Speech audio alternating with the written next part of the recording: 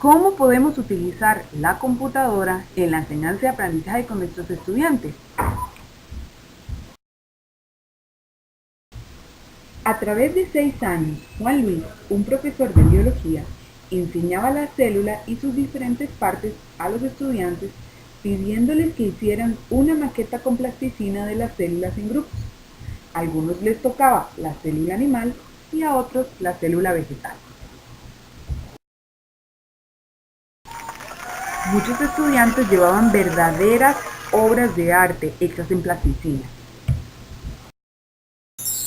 A todos les quedaba muy claro cómo estaban formadas las células, y a la hora de hacer el examen, todos identificaban correctamente las diferentes partes.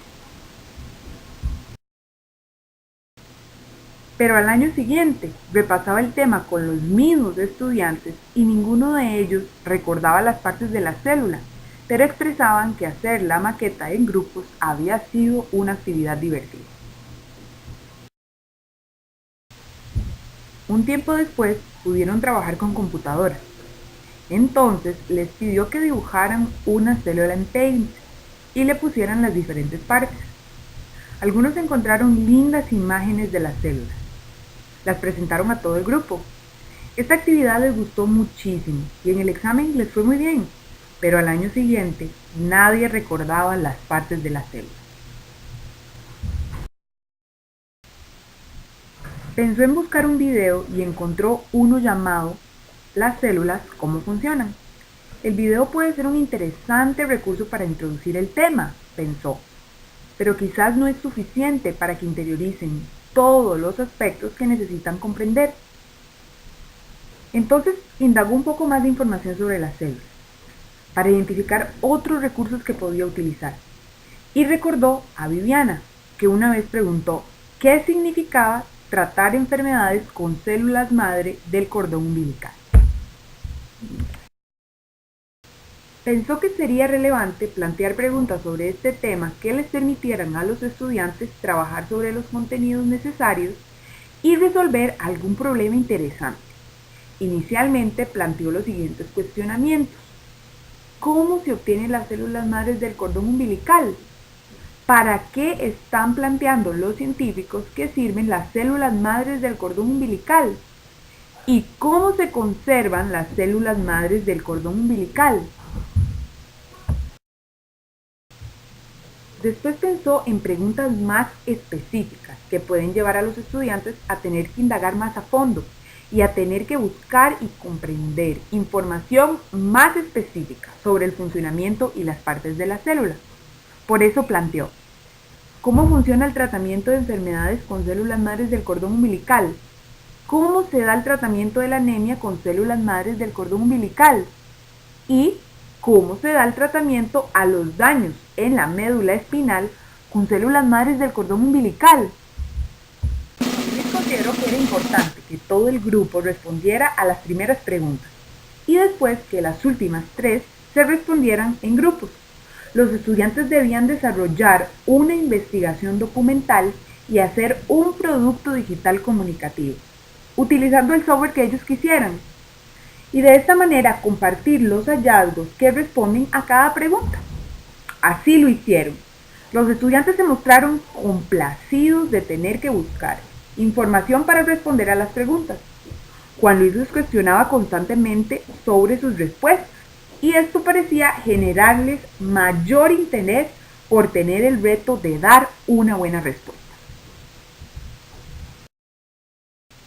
Algunos hicieron un boletín, otros un video, otros un esquema. Al año siguiente en el repaso no todos recordaban perfectamente las partes de la célula, pero una gran mayoría sí lo hicieron.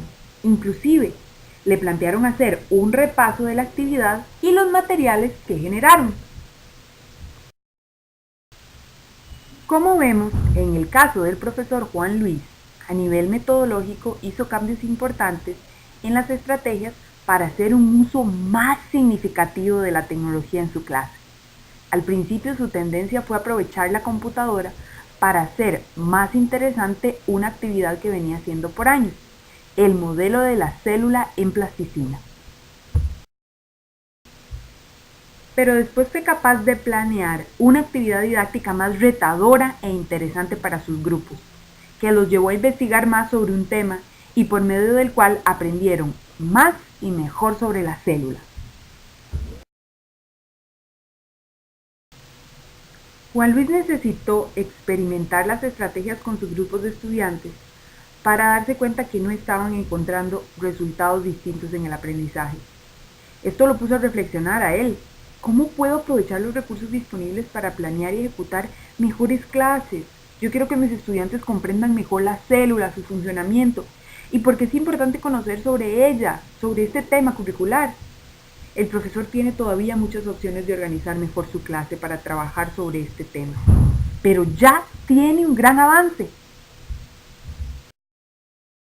La tecnología puede ser una herramienta para que los estudiantes disfruten, se interesen y aprendan mejor. Nos permite como educadores muchas veces hacer actividades didácticas que de otro modo pues no podríamos llevar a cabo. Nuestros primeros usos de la tecnología dentro del aula pueden ser similares a los que hizo el profesor Juan Luis al inicio. Querríamos tal vez hacer actividades más interesantes y atractivas, pero las mismas actividades que ya veníamos haciendo con muchos grupos.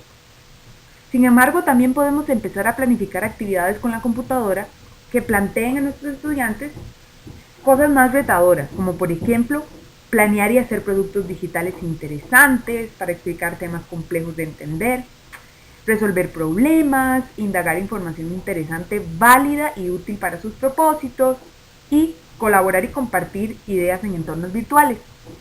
La tecnología abre un mundo de posibilidades para la enseñanza, posibilidades que podemos ir identificando a partir de nuestras propias prácticas.